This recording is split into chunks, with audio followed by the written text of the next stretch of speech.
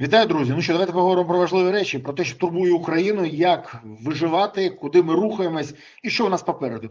Про це та інше будемо говорити сьогодні з екс-міністром інфраструктури України, колишнім військовослужбовцем Володимиром Омеляном. Володимире, вітаю. Дякую, Бориславе, що разом. Вітаю. Дякую, що знайшов час і можливість з'явитися в ефірі. Дивись, після чергової російської терористичної атаки по столиці постають два питання: помсти Росії за скоєні злочини та відсутність бомбосховищ. З першому все зрозуміло. Зеленський запише чергове відео, де знову пообіцяє помсту Росії, перетворити Москву на острів чи влаштувати там блекаут. І що ще, що напишуть йому його спічрайтери. Тут без запитань. А от з укриттям та бомбосховищами все складніше. Ні, я розумію, що відповідальність за будівництво він переклав на місцеві бюджети. Ми це пам'ятаємо. Але при цьому і забрав гроші, наприклад, з бюджету Києва 8 мільярдів, а без них побудувати щось дуже важко. І грошей нема, і вирішення нема. А гроші з місцевих бюджетів забрали, бо потрібні кошти на єбачки та кешбеки. Але укриття від цього ж не з'являється. До речі, коли нацисти напали на Велику Британію під час Другої світової, то уряд країни на державному рівні прийняв програму та побудував достатню кількість укриття для населення за перший рік. Ще раз, уряд вирішив проблему за перший рік. У нас 5-й рік повномасштабної війни, і у нас з цим проблема. Проблема, яка не вирішується. То, може, треба було не династію будувати, а бомбосховища?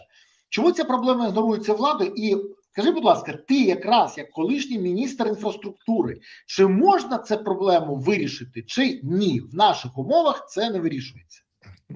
Ключова проблема, що ми продовжуємо ставити дуже небезпечний експеримент. Чи можна з тими людьми, які ні на що не здатні, щось зробити? І кожного разу щиро дивуємося, що знову нічого не вийшло, або знову все розламано. Чи можна готувати план і будувати бомбосховище? Очевидно, так. Більше того, та ж Британія, про яку ти згадав, на 3-й рік війни, коли до завершення війни, про які ніхто ж тоді не міг здогадуватися, залишилося ще 3 роки, прийняв доскональний план відбудови країни. В нас все на рівні слайдів. Що підготовка до війни, що забезпечення війська, що забезпечення цивільного населення елементарними заходами безпеки. Так само і до всього іншого готуємося. Безперечно, це питання Верховного Головнокомандувача, який дуже любить розкладати цінні вказівки і розповідати кожному, хто чим має займатися і як його вірно любити. Але коли якась проблема, він в кущах. Тобто це не він, це хтось там щось не допрацював. А коли якісь перемоги, то одразу він розповідає, як ракети Firepoint уразили об'єкт десь на території Російської Федерації 1 раз на місяць.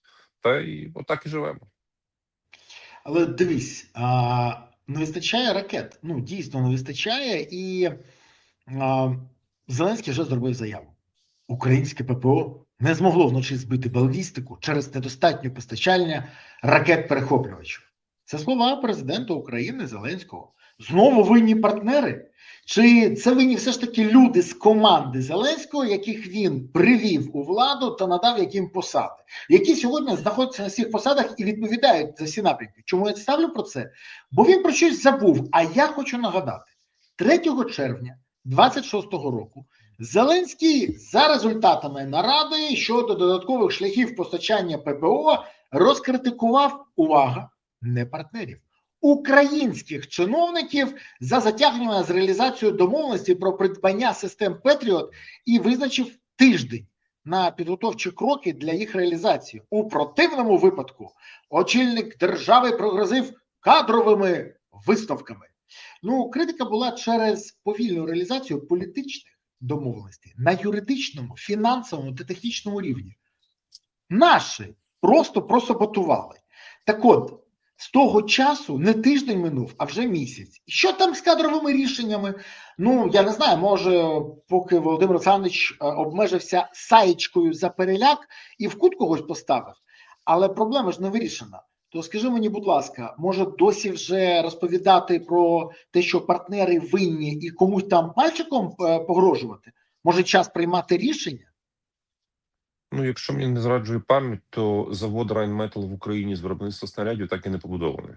Ні, я Хоча, вибачаюсь, нашим здається, глядачам нагадаю, лютий 2024 року Rheinmetall оголошує, що починає будувати два однакових заводи в Україні і в Ніжній Саксонії в Німеччині, які будуть найбільшими заводами по виробництву снарядів в Україні.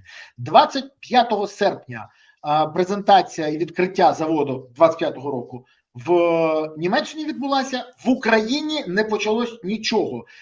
На початку вересня в Лондоні на Зброярському ярмарку Шмигаль вимушений був казати, що він надає документи на будівництво і ділянку землі, і досі нічого не відбувається. Саботаж з боку держави і наших чиновників.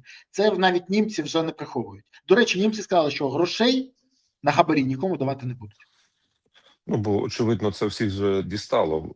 Німецькі політики, на відміну від наших, повинні звітувати перед своїми виборцями, платниками податків, куди вони кошти витрачають. У нас же ж так можна довести все до максимуму, а потім сказати, що Міндіч діяв за моєю спиною, я був реально не в курсі, як з гуся вода.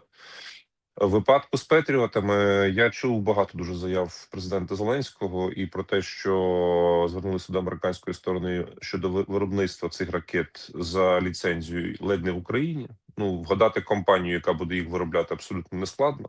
Бо у нас, так розумію, ракетами має право займатися єдина компанія, це компанія Firepoint. Але якщо ми говоримо серйозно, то знову ж таки, якщо мені не зраджує пам'ять, сьогодні, здається, 11-й день з тих 40 днів, які Зеленський урочисто оголосив на примушування Росії до миру. І на превеликий жаль, ми бачимо тільки кадри палаючого Києва вкотре. І я так розумію, що в Москві справи всі чудові. Нам намагаються забити голову картинками, що москвичі в тому числі стоять в черзі за бензином, але я не бачу Москви, яка горить. Це відповідальність Верховного Головнокомандувача за ті звірства, які коять росіяни на території України. І водночас вчора ввечері я читаю чергову інтерв'ю, таке враження, що не тільки інтерв'ю і займається, товариша Штілермана, який вкотре розповідає, що з ракетами у нас не дуже виходить, бо європейці цього разу двигуни нам не дають. А що, виявляється, є своя балістика, яка на складах на 300 кілометрів радіус дії, але вона не застосовується, бо набагато дешевше послати безпілотники. Хоча різницю між балістикою і безпілотниками для будь-якої людини, причетної до війська, є очевидно. Так, безпілотник набагато дешевше, але вражаюча здатність балістики набагато вища. І коефіцієнт збиття безпілотників в рази вищий. Скільки ми посилаємо, рапортуючи про сотні направлених в сторону Росії, і скільки вдаряють по цілі. Ми теж бачимо це в пабліках, що це насправді відсотки. Бо що українці, що росіяни вміють збивати безпілотники. Можливо, не 100%, але коефіцієнт збиття дуже високий. З балістикою росіяни було б набагато важче. Чому ми її тримаємо на складах? Бо, може, її просто насправді немає. Так само, як і з цими розпіареними фламінго, які то літають, то не літають. Ти знаєш, є тут ще одне таке питання, яке мене, до речі, поставило в незручне становище. Мене запитали одні мої європейські друзі, які дуже гарно чомусь обізнані, навіть краще, ніж ми з тобою, те, що відбувається у нас на складах. І вони запитали мене сьогодні: а чому Україна не використовує ЗРК Печора, сотні ракет яких знаходяться на складах у України? І тут я навіть не знаю, що відповісти. Я тобі відверто скажу. Він каже, це ж так, це старий комплекс. Але якщо у вас є сотні ракет, це працює. Як мінімум, це ви можете мінімізувати шкоду, яку наносять російські ракети. І більше того, ви можете їх оптимізувати. Ви чому їх не використовуєте? Я не знаю, що відповісти на це. Ну, друже, я не думаю технічно, бо таки, якби не було там пару місяців провів ППО, що ми Печорою можемо збити балістику. Ні, я не про балістику. Я не про балістику. Почекай, сьогодні ми бачили, що і шахеди влучали сьогодні. Ми бачили і крилати. Почекай, ми бачили і крилати ракети. Я про це кажу. Я навіть не про балістику кажу. Ну, я кажу взагалі використання. Тут багато відкритих питань, бо ми пам'ятаємо дуже потужні заяви і Зеленського, що Кличко не так захищає Київ, і цього Тимура, як його там прізвище вічно плутаю, Ткаченка, що він зараз покаже, як треба Київ захищати. Цим заявам, здається, вже декілька років, точно з минулого року я їх чую регулярно. Але прорив безпілотників противника відбувається. Чому так склалося? Для мене це теж є загадка. Я розумію, що можуть бути проблеми по балістиці. Ну, ми всі розуміємо, що це війна, і пропускають і крилаті ракети, хоча наші повітряні сили демонструють чудеса по збиттю доволі складному таких видів ракет. Але чому не вели порядок з шахедами? Ну, для мене це дивно. От Ти я тому і бачиш, запитую. що робиться навколо Москви. Тобто вони вибудували вежі, на яких стоять ЗРК «Панцирі», які теж, до речі, пропускають по московських заводах, але тим не менше периметр тримають. Навколо Києва ти бачив хоча б одну вежу? Чи хоча б один розрахунок, який десь був на даху дуже дорогої елітної висотки? Звісно, ні, бо. Ну, я, до речі, можу сказати, що у нас вистачає запитань, а відповіді влада щось не поспішає давати. Більше того, давай ще трохи згадаємо. 19 листопада 24-го року Володимир Олександрович Зеленський повідомив, що до кінця 25-го року буде вироблено щонайменше 3000 крилатих ракет. Це його заява. Я даю команду. Пам'ятаєш, Топаз, дай команду. Цей Топаз дав команду. Незабаром вже буде 2 рочки цій обіцянці. Але не те, що 3000 ракет. Нема ні 1000, ні 500, навіть 300 ракет досі немає. А чому ж немає цих ракет? Може тому, що створена штучна монополія? Може тому, що спрямували всі ресурси наших партнерів, направили на компанію, з якою зараз величезна кількість запитань, до якої, яка фігурує на корупційних плівках Міндіча? Скажи мені, будь ласка, мені здається все ж таки, що час відповідати за це. Якщо Зеленський збрехав, він повинен сказати: я сказав неправду, я вам дав псевдонадію. Якщо його обдурили, хай каже, хто обдурив. Бо мовчання затягнулося. Чи ні, це нормально і так буває. Я впевнений, що коли дійде справа до розслідування зловживань в військовій сфері, ми здригнемось. І скандал з кооперативом «Династія» відійде просто на блідий фон, і про нього вже майже ніхто не буде говорити, бо це буде абсолютно дрібне порівняно з тим, що відбувається закупівлі. Особливо в ракетній програмі. Бо цей пан, який отримав декілька мільярдів доларів від України і наших союзників, досі годує суспільство невідомими казками і своїми фантазіями на будь-які теми, включаючи зміну конституційного ладу в Україні, але не може прозвітувати, на що ж були витрачені кошти і куди вони пішли, і де результат його роботи. При тому йому вистачає грошей на ломів. І я переконаний, що ти, як і я, отримували пропозиції, щоб не критикувати або знайти якийсь компроміс щодо Шиллермана компанії Firepoint. В нього є гроші на програми в різних модних університетах. Але немає єдиного, заради чого ця компанія мала би теоретично існувати з благословіння президента – ракет. Це проблема. Це справді проблема, і ця проблема дуже дорого коштує Україні. Поки ми бачимо, як ракети прилітають до Києва, поки ми бачимо, що не летять у відповідь, завжди є так званий ракетний щит стримування. Ну, він повинен бути для того, щоб ворог, розуміючи, яка відповідь може бути, якби був стриманий від нанесення ударів. До речі, навіть потрібної кількості зараз діпстрайків не вистачає. Мені здається, що держава повинна була будувати їх, виробляти їх зранку до ночі. Всі ресурси повинні бути кинуті на масштабування їх. Але ми цього не бачимо. А чому проблема? Нам не потрібно завалити просто Москву діпстрайками, нам не потрібно просто створити умови, при яких вимушений буде Путін припинити імітацію бурхливої діяльності в питанні переговорів і зайти в реальні переговори. 40 діб примушення до миру. Як повинні бути?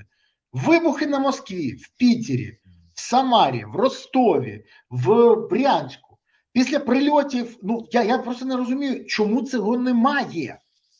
У нас є перевага в повітрі, це правда. Але от в мене, наприклад, на днях був Касьянов в ефірі, він каже, у нас часу до вересня. В вересні росіяни вже будуть мати аналогів, які вже вони скопіювали. І більше того, мені підтверджують це ще деякі джерела про те, що росіяни готуються наносити удари по Україні. Не у відповідь, а просто по Україні. Вони будуть їх масштабувати. Вони шахеди з виробництва 30 штук на добу перетягнули на 200 штук на добу, масштабуючи. А ми чому гальмуємо? В чому проблема?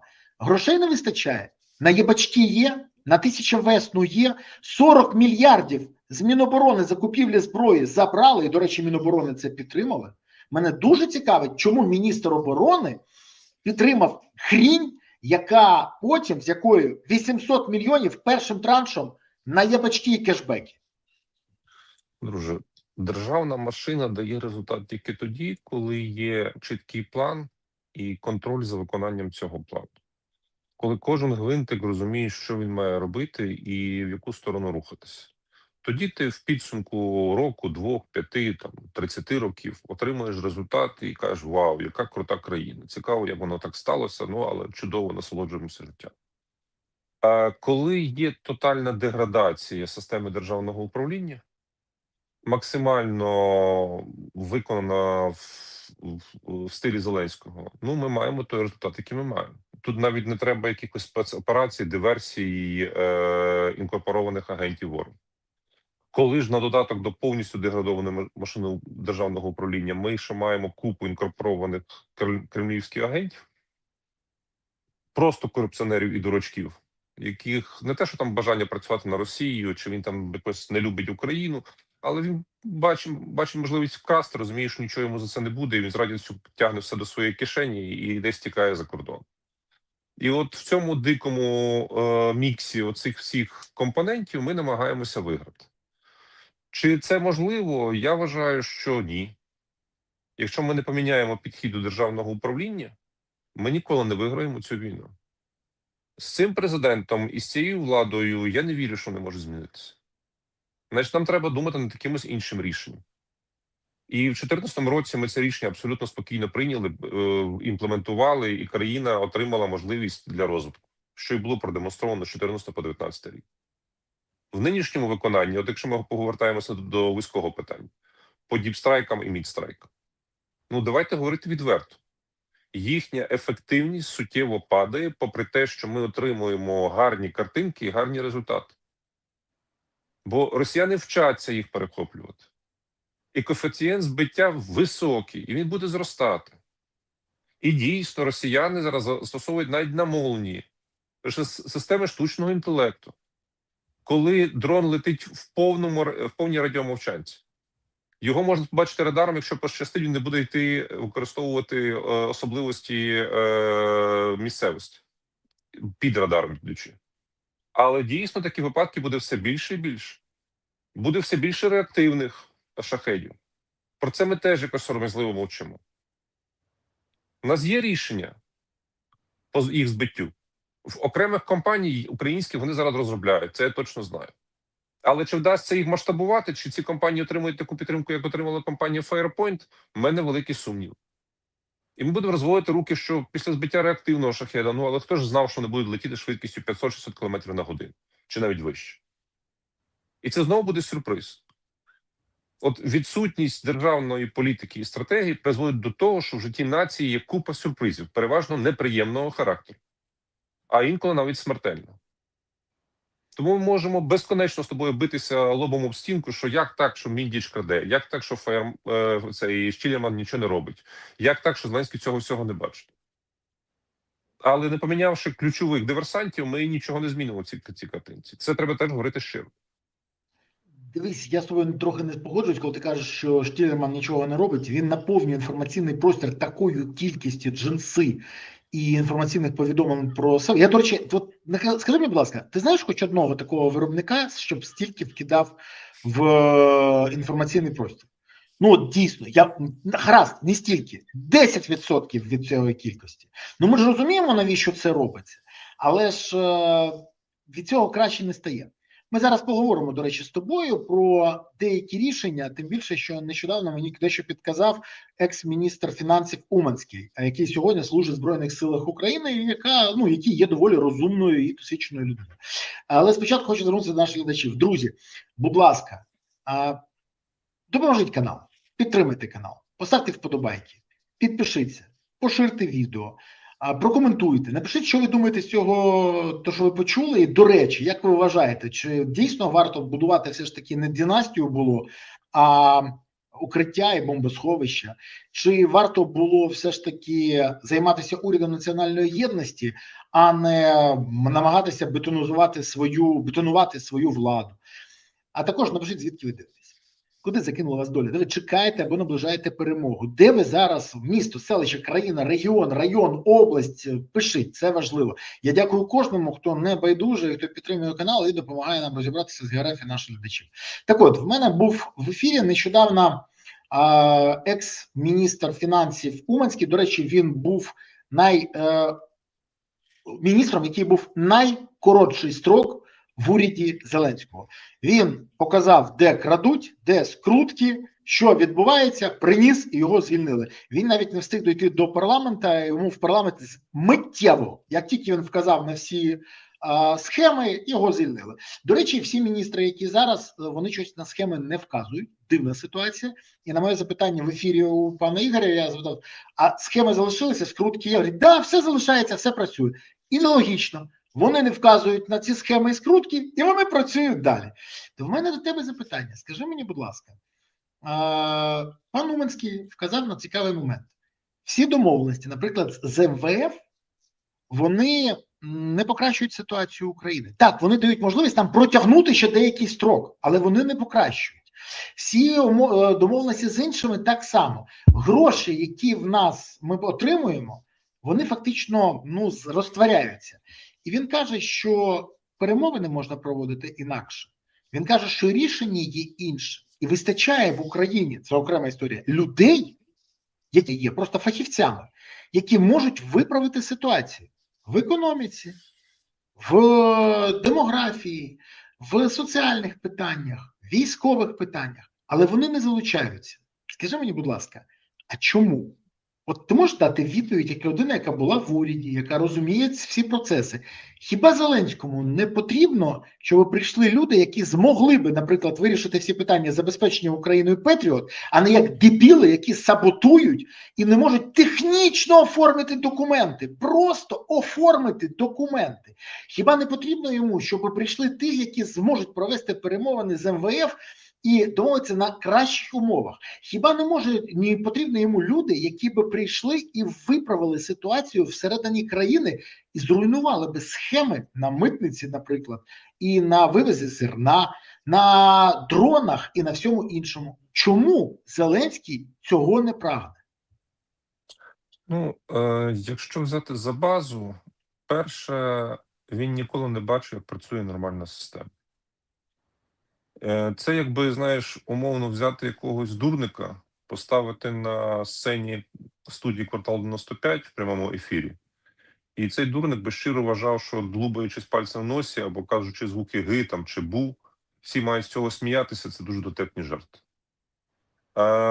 Оскільки Зеленський не бачив ніколи, як працює нормальна система, але вірить в свою геніальність, свій непересічний досвід, і що люди навколо нього примітивніші за нього, а це очевидно, бо їх саме з таким критеріями підбирають, то він не має потреби щось вдосконалювати, робити краще. З його точки зору все функціонує так, як йому це підходить. Але чи це відповідає потребам нації, країни? Безумовно, ні. Бо насправді система розвалена, деградована, і її відсутність впливає на життя кожного з нас і держави загалом. Чи можна це змінити якимось чином? Звичайно, що можна. Звичайно, що можна набрати розумних, але їх не набирають. І розумні, до речі, не дуже хочуть йти. Чи можна покращити стосунки з нашими партнерами, розуміючи те, що завершення війни – це неминуче скорочення фінансування України. І тоді буде абсолютно інший колапс, можливо, в результаті якого будуть люди залишатися живі, але без роботи, без перспективи і з єдиною думкою про еміграцію.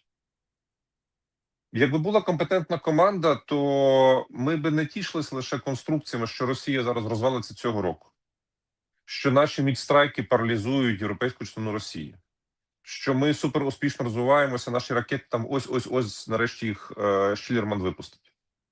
А думали над іншим сценарієм, над яким, можливо, думає Росія, на який робить ставку. То наступного року будуть зміни політичні в багатьох впливових країнах Європи. Може мінятися картинка в Німеччині, може мінятися Франції, можуть бути зміни в Італії. Може на фоні цього скоротиться допомога Україні вже цього року або на початку наступного року. Бо тим політикам, які хочуть виграти вибори, треба дбати про свого виборця. І як ми тоді будемо воювати? Як ми тоді переживемо цю зиму? Коли нас сьогодні безкарно розстрілюють, бо нам нічим захиститися. Ми чомусь собі сценарій Б, над ним не думаємо, а це мега наївно. Це так само, як ми займалися асфальтом замість ракет в 19-21 роках. Виявилося, що асфальтом воювати не можна. Так само може виявитися прикро, що якщо Росія цього року не розпадеться і війна не зупиниться, то ми входимо в ще гіршу зиму, аніж нас було перед тим. І не факт, що Ель-Ніньо нас спасе, що буде вища температура. Мені навіть немає що додати. Єдине, що в Кремлі якраз розглядають різні альтернативні сценарії. І вони, до речі, розуміють, що їм не перемогти Україну, поки нам допомагає Європа. Бо партнери дають гроші, зброю, політичну підтримку, а виробництво європейців взагалі забезпечує сьогодні Україну всім необхідним. Те, що вони можуть, росіяни, зруйнувати в Україні, в Європі руйнується в складно. Дещо вони підпалюють, дещо ще щось, але все одне переважна більшість працює і забезпечує потреби української армії. Так от, це все руйнує плани і надії рашистів. І тому в Кремлі не просто шаленіють через це, а й шукають альтернативні варіанти, як отримати бажане, як досягнути мети. Тому що ці, давай відверто, вони покидьки, але вони не дурні. І вони шукають собі варіанти. І якщо додати сюди, що є паливна криза в Росії, проблеми в економіці, падіння рейтингів Путіну. До речі, він за тиждень втрачає зараз 4-5%. Такого не було ніколи. За тиждень, щотижня. Вже там 65% в нього підтримка. Нещодавно 78% було ще там менше місяця тому. Зменшення підтримки населення війни проти України і загально в тому росіяни цих обмежень і проблем, які створив кремлівський режим, то Путіну потрібно щось, що змінило би тренд в суспільстві і особливо напередодні виборів до Держдури в 20 вересня, яке відбудеться. А ще йому треба щось, що змотивувало б європейців відмовитись від підтримки України і почати тиснути на нас. Щоб Київ погодився на умови Кремля, там здача Донбасу, російський уряд, будівлі ФСБ в містах, російська православна церква, все, що хоче Кремль. Тому Путін може сподіватися, що подібні показові злочини, як удари, наприклад, сьогодні по Києву, щоб показати, ми б'ємо по цивільним, нам байдуже там. Вони військові злочинці росіяни, це зрозуміло. А ще йому потрібна маленька переможна війна. І це може, він думає, дати йому бажання. При цьому США вже попередила Польщу про те, що Росія може напасти вже найближчими місяцями та готує провокації проти ЄС. В ЄС може бути серед важливих варіантів удари БПЛА по об'єктах критичної інфраструктури, зокрема електростанціях, імітація авіаударів для активації ППО. Скажи мені, будь ласка, як ти вважаєш, після всього цього Путін дійсно може ризикнути нападом на одну з країн Балтії чи Східної Європи, щоб посадити європейців за стіл перемовин? І для того, щоб отримати хоч якийсь варіант, бо він бачить, він не може перемогти. А ще кажуть європейці, що вони дійсно спостерігають не руйнівні процеси всередині Росії, а те, що Путін вже починає готуватися до наступного етапу війни. Шиється більша кількість форми, готуються нові навчальні центри, і готуються нові центри по виробництву БПЛА. То скажи мені, будь ласка, чи чекати нападу на одну з країн Балтії, а може країни Кавказу, а може країну там Польщу, як кажуть американці. Чи це поки все імітація для того, щоб не доводити і створити умови собі? Чи все ж таки Путін готовий буде перенести війну в Європу? Тим більше, що з деяких напрямках ми спостерігаємо зняття підрозділів і їх не появу на нашому фронті. Ну, безперечно, Кремль завжди використовує інструментарій підвищення ставок, погроз, щоб під виглядом цього виторгувати для себе більш зручні позиції. Але треба не забувати, що якщо Кремль вважає, що ця ставка може зіграти, то вони не просто будуть її використовувати для погроз, а зіграють нею. Так, беззаперечно, що для Путіна швидкий і красивий результат, там повернення Нарви там чи захоплення якихось позицій в Польщі, які одразу будуть оголошені ісконно руськими землями, це гучна перемога, і можна прогнозувати з певною високою долею часткою впевненості, що реакція НАТО буде доволі квола. На що робить ставку сам Путін? Тут він єдине не може передбачити фактор Трампа, як він прореагує, але можна прогнозувати і поганий для Європи сценарій так само. В випадку України, ну, він от нещодавно оголосив про Костянтинівку, але ця перемога для російського суспільства не зрозуміла. Їм що Бахмут, що Константинівка, що Часів Яр, що Донецьк, ну це якісь такі матерії, де не до кінця відчутні. От Париж, Берлін, Вашингтон, це звучить, Лондон звучить гордо, красиво і впевнено. Просування в Україні як такого Путін забезпечити не може, карколомного. Хоча я би тут подискутував з паном президентом нашим щодо ситуації в Костянтинівці. Для цього достатньо просто відкрити Дельту, подивитися, що там відбувається. Але тим не менше яскравого просування в нього немає. Чи воно можливе в найближчому часі? Навряд чи. Картинки палаючих Києва, інших великих міст України, як ми бачимо, на превеликий жаль, Путін може досягнути.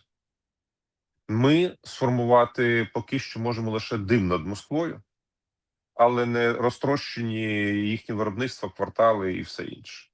Це наша проблема, яку нам треба якимось чином вирішувати. Будувати протиповітряну оборону і будувати свої засоби ураження балістикою крилаті ракети. Я вважаю, що оскільки зараз Єрмак менше займає часу у президента, то президент має кожного божого ранку починати з Штілермана. Питатися, друже, де ракета? Ти знаєш, ідея непогана, але має, ну скажімо так, сумнівне майбутнє. Поясню чому. Тому що Зеленський цікавиться тими речами, які дають йому овації і рейтинги.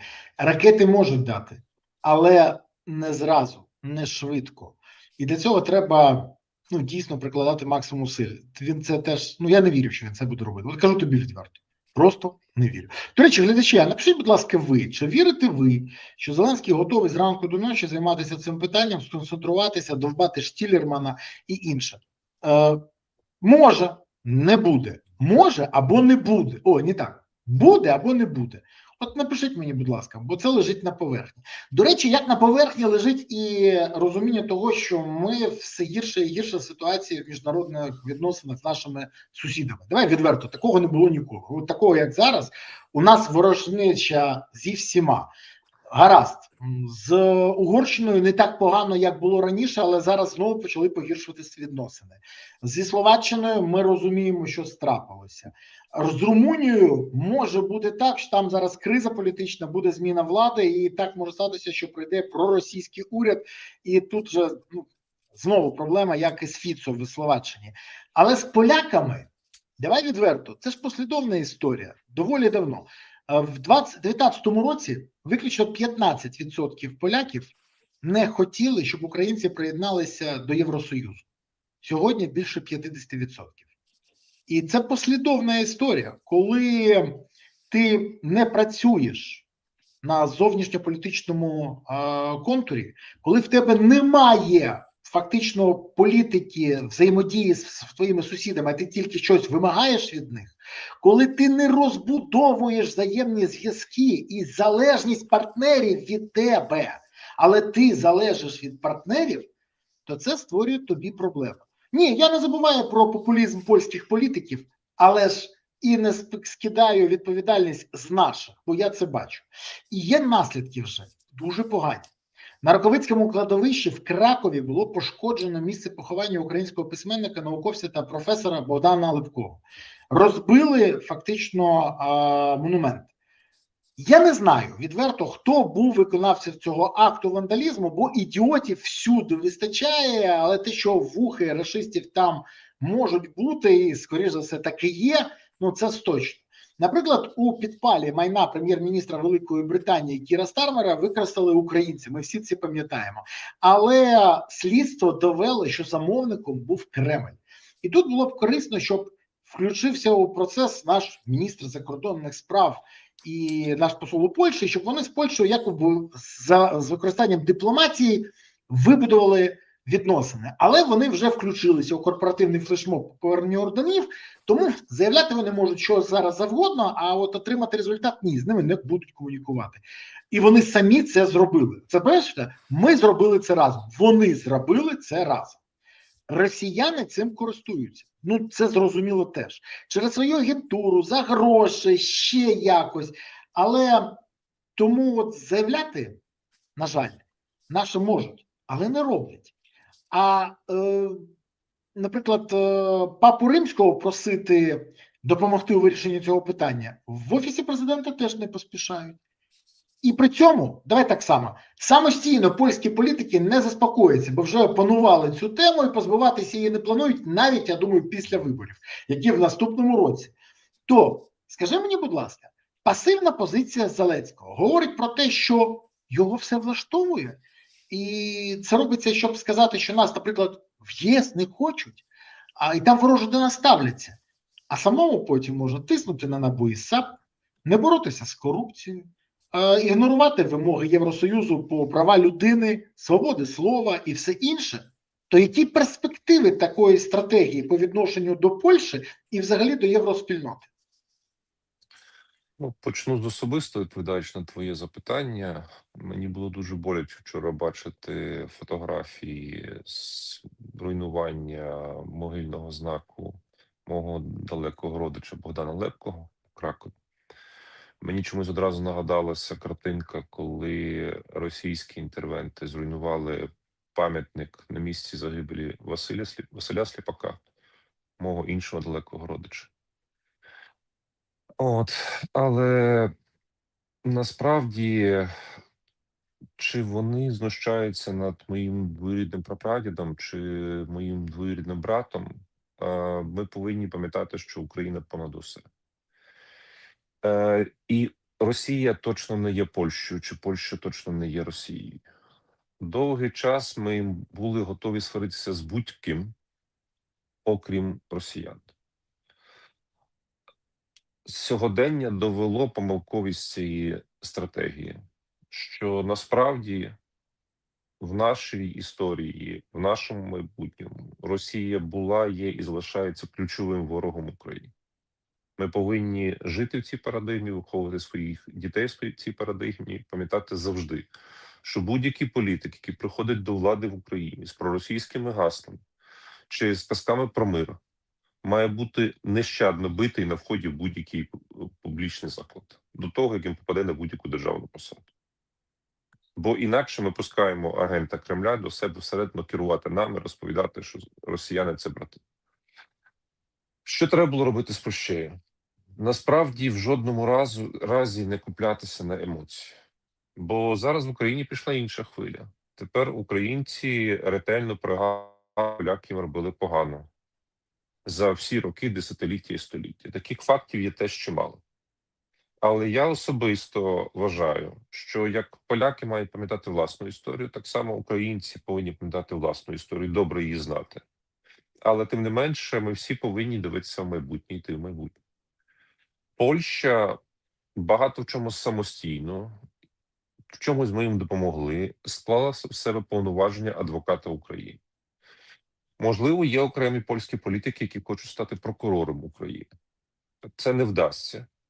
Але тій верстві польського населення, яке здатне адекватно мислити, а таких дуже багато. Ми просто чуємо півдні. А є дуже багато розумних поляків, адекватних поляків. От їх треба підтримувати, з ними говорити, їх посилювати. Туск на боці України, не на боці Зеленського. У них погані стосунки особисті. Але Туск повністю на боці України. І він чудово розуміє, наскільки важливим є співпраця між Україною і Польщею. Він не може бути прямолінійним, бо таким чином він себе підставляє під удар правих в польській політиці. Але якщо ми скоординуємо наші дії з Туском, з Сікорським, яким нещодавно зустрічався Сибіга, але я так розумію, що Сибіга не зміг сформулювати те, що було потрібно сформулювати, то в нас і в наших країн є майбутнє. Тим часом ми повинні вибудовувати міцніші союзи з Німеччиною, з Францією, з Британією. І тут же Польща сама має вирішувати. Вона в цьому союзі, чи вона десь збоку стає парією в вигляді Угорщини, яка просто критикує Україну і вирішить вєтам не позволено. От це має бути рішення кожної нації. Так? Як ми собі обрали Довбня, що в державі, що колись і в Києві керувати нами, так само поляки можуть помилятися електорально, але потім виправляти свої помилки. Тому найгірше, що ми можемо зробити, і ми на превеликий жаль, саме цей підхід застосовуємо, це емоції. Замість спокійної, тихої розмови, що хлопці, пробачаємо і просимо пробачення. Без незалежної України не буде незалежної Польщі. Давайте спільно займатися майбутнім, говорити про речі, які нас болять після війни, але думати про ті речі, які ми можемо зробити правильно в подальшому. От я вважаю, що це 3 постулати, з якими нам треба користуватися у відносинах з будь-якою країною, в тому числі і з Польщею, але не тільки з нею. Бо коли ми в переговорах з Угорщиною хизуємося, що ми вирівняли стосунки, шляхом того, що угорці отримали максимальні права для своїх національних меншин на території України, і при цьому зовсім забули про свою стару і новостворену національну меншину на території Угорщини, я вважаю це неправильно.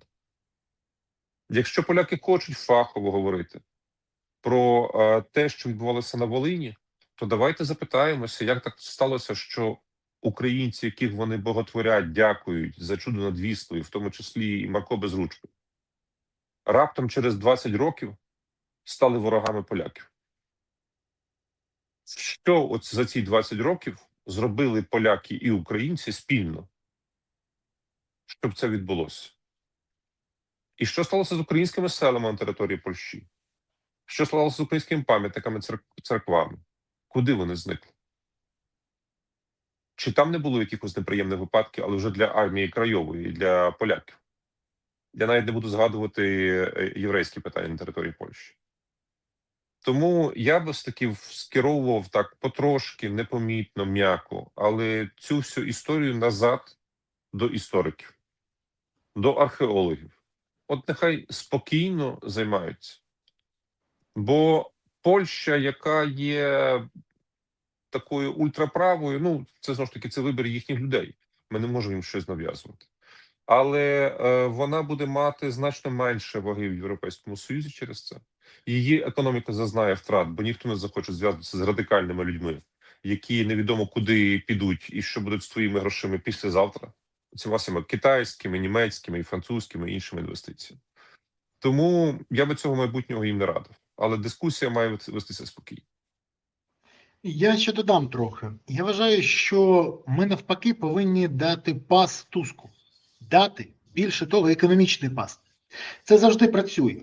А показати, скільки польських товарів продається в Україні і завдяки чому Польща отримує ці гроші. Показати, скільки українців працюють в Польщі і який відсоток ВВП вони створюють. І це дуже важливий момент. Я вважаю, що ми повинні підключити величезну кількість не тільки істориків, наприклад, як Ярослав Грицак, а й журналістів, які знають, яких добре знають в Польщі. Наприклад, той самий Віталій Портніков. І його знають, чують. І вони повинні стати рупорами, бо вони розумні і можуть доносити думку. І більше того, їх слухають. Ми повинні говорити на рівні письменників. Ми повинні, щоб Януш Вішневський з Андрієм Курковим проводили спільні зустрічі, публічні, і про це писала польська преса. І я не розумію, чому про це ми говоримо з тобою, а це не реалізується на рівні держави, бо це лежить на поверхні. І якщо б це робили ще в 22-му році, то в 26-му ми б з тобою не обговорювали, як рятувати ситуацію. І, до речі, чому досі не звернулися до папського нунція, який не проти підключитися до допомоги, бо в Польщі Папа Римський – це авторитет над будь-яким політиком. Католицька країна, скажімо, таких країн 3 в Європі – це Італія, це Польща, це Португалія, де слово папи – це не просто слово Бога, це слово третейського судді. І це не використовується. Я тому і здивований. Ми знаємо, що робити. Ми розуміємо це, але це не робиться. Хоча ми бачимо, як роблять дипломати. Ти кажеш, чомусь Сибіга не зміг сформулювати. Інша ситуація. Йому не будуть відмовляти в комунікаціях. Але ти розумієш ставлення до нього в Польщі після повернення ордену? І коли мені поляки кажуть, вони шоковані тим, що повернув посол, ми все розуміємо. Зеленський, повертаючи, має на це моральне емоційне право. Це його історія. Але повертаючи посол, руйнує дипломатичний місток, щоб потім вибудовувати щось на ньому. Дипломати завжди понад конфліктом, бо вони ті, хто налагоджують стосунки. Цього не відбувається. І знаєш, мене відверто дивує те, як сьогодні ми спостерігаємо ці процеси. Тому що так не тільки з Польщею. Я тобі більше скажу, а так майже зі всіма. Ну, ти знаєш, наприклад, що заступник керівника Офісу президента мудро запросила Ізраїль приєднатися до міжнародної архітектури компенсації для України. Вона запросила Ізраїль приєднатися і там все завод. Спочатку розісралися повністю з Ізраїлем. В Ізраїлі кажуть, що таких відносин, як зараз, з ними ніколи не було. Ніколи таких поганих не було. До речі, вони кажуть, що є відповідальність і на ізраїльському боці, але кажуть, все, що зробив Зеленський, вони не думали, що при євреї можуть бути такі погані стосунки з Ізраїлем у України. Не було ніколи гірших. І вони називають, говорять, приклалися для цього і Зеленський, і Єрмак, і Шефір, і інші. І вони шоковані. До речі, коли кажуть, та от Зеленський може потім поїде до Ізраїлю. Ні. Це країна, яка дуже чітко сказала особисто Зеленському, що він не бажаний на території Ізраїлю. Вдумайся, це талановита людина, вона змогла це зробити. А потім кажуть, а чому Ізраїль не хоче приєднатися до спільного виробництва чогось там? І от в мене запитання, скажи, будь ласка, вони навмисно зі всіма руйнують, а потім отак ображено становляться і кажуть, всі погані проти нас. Ну це ж дивна позиція. Це, по-перше, не прагматична позиція, це дурна позиція. І виграє від цього тільки Росія. То в мене запитання, це радники Зеленському таке радять? Це просто в його в голові такий бардак? Ну, для мене це відкрите питання. Якщо ти пригадуєш 2019 рік, то Зеленський, який прийшов до влади, в нього була максимальна концентрація агентів Кремля навколо його оточення, особливо серед тих людей, які реально впливали на формування його позиції чи на життя держави. Мені хочеться вірити, що війна змінила цю ситуацію. Хоча, як ми бачимо, далеко не з усіма і далеко не в всіх випадках. Як на мене, оскільки ключовою політикою Кремля, коли зник комунізм і не вдається більше пропагувати ідеологію, ключовою політикою Кремля залишається хаос. От вони просувають його у всіх площинах. І за дивним співпадінням, от саме цей хаос панує у відносинах України з її ключовими союзниками, без яких вона не виживе. Чому так склалося? Ну, можна, звичайно, кивати, що всі навколо погані, а ми святі і не допускаємо помилок, і нас за це критикують, не люблять, бо ми вмираємо на полі бою. Але це не буде правильною відповіддю. Світ не є україноцентричний. Ми повинні для себе це врешті-решт з'ясувати. І коли ми емоціями, сльозами, кров'ю намагаємося перебити прагматичні інтереси інших держав, воно так не працює. Ми або пропонуємо план дій, який співпадає і стає елементом чиєїсь великої стратегії, і тоді всі щасливі, насамперед ми, бо ми в безпеці, в теплі, живі, здорові розвиваємося. Або ми намагаємося якимись істериками, киданнями, емоціями, обзиваннями привернути до себе увагу і вимагати чогось більшого. Ну, це Славко Вакарчук може на сцені співати про більше, так. Але це не може бути лідер держави, який займається такими епатажами. А на жаль, стратегія – це не сильна сторона Зеленського. Або, можливо, ми чогось не знаємо. І навпаки, це все є частиною великого задуму, який він успішно втілює. Друзі, а напишіть, будь ласка, вашу думку. Це навмисне дії, чи це некомпетентність? Напишіть, це важливо. Подивимось, кого більше зараз серед прихильників тої чи іншої ідеї. Ще, будь ласка, не забудьте поставити вподобайку. Я сподіваюся, що ви вже додивилися цей ефір, і не забудете зараз поставити. Якщо поставили, то я щиро вам дякую. Підпишіться, поширте відео і прокоментуйте. Напишіть не тільки це, а ще звідки ви дивитесь цей ефір і куди закинула вас доля, де ви чекаєте або наближаєте перемогу. Місто, селище, ви знаєте це все. Географію своїх, де ви знаходитесь. Пишіть про це. Я вам дякую, і це дійсно допомагає каналу розібратися з аудиторією. Олег, скажи мені, будь ласка, Зеленський досі не підписав так званий закон про OLX, про який сам особисто разом з головою Нацбанку Пишним, разом з міністром фінансів Марченко, з Свириденко, що цей закон Рада не хотіла голосувати. До речі, експерти кажуть, що закон нікчемний, і ці гроші, фактично, це закон для бідних. Ну, на бідних так покладаються ці гроші, але можна було б інакше, і от бюджет отримав би більше. Скажи мені, будь ласка, це ж він домовився з МВФ.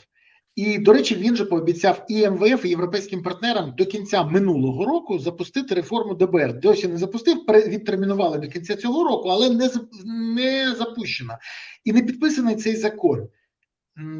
Але я знаю, що є незадоволення серед наших партнерів. Наскільки це може створити проблеми для України в питанні фінансування і кредитування України? Чи він, ну ми ж знаємо це, він сподівається, нікуди вони не дінуться, вони не дадуть впасти в Україну. Так може статися, що наші партнери скажуть, та мать його, нехай. Ну що він може зробити? Він невиліковний. Чи все ж таки рано чи пізно терпець може урватися? І от я хочу, щоб ти, як екс-міністр, який розуміє, що таке неотримання грошей бюджету, які загрози для України це несе? Очевидно, на цьому етапі їм вдається пропетлювати. І навіть підписувати ключові документи щодо продовження фінансування інколи дивно навіть для нас, що відбувається. Пам'ятаєш, ці скандали навколо ФОПів? Раптом виявилося, що можна передомовитися з МВФ і формулювання нормальне знайти, і що це насправді, можливо, не позиція була МВФ, а придуркуватись якихось окремих українських чиновників. Але це щастя вічно не буде, бо те, що бачать наші партнери, що попри весь героїзм українського народу, українських збройних сил, українська влада абсолютно не помінялася. Тобто вона далі ж так само плутає, бреше, краде, обіцяє те, що навіть не планує виконувати. І, безумовно, це призведе до того, що просто не буде нового фінансування в той момент, коли воно буде критично необхідне для нас. Після війни, найвірогідніше.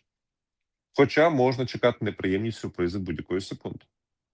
Ми повинні пам'ятати, що однією з головних країн, які фінансують МВФ, це Сполучені Штати Америки.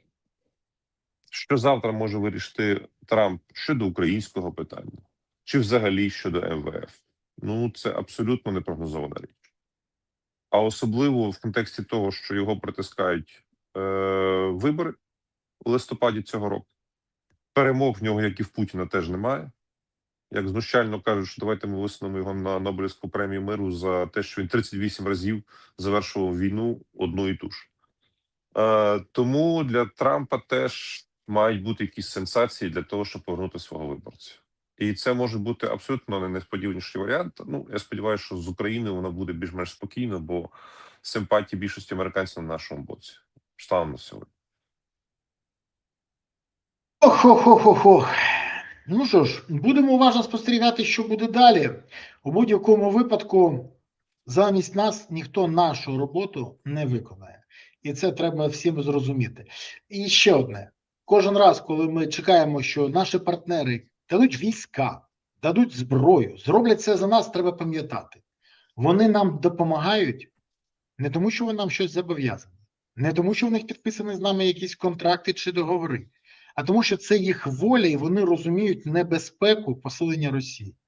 І тому ми повинні не забувати ще й дякувати їм, а не тільки казати, от які вони погані. Треба, як казав міністр оборони пан Волес, Британії колишній, ми не Амазон, навчиться казати дякую. От тут треба казати дякую. Притом не через губу, а щиро. Бо без їх допомоги воювати будемо саперними лопатками. І це не перебільшення. Володя, дякую тобі за сьогоднішнє спілкування, за твої відповіді і пояснення. Тримаємося. Все буде Україна. Дякую. Дякую, друже. На зв'язку. Па-па.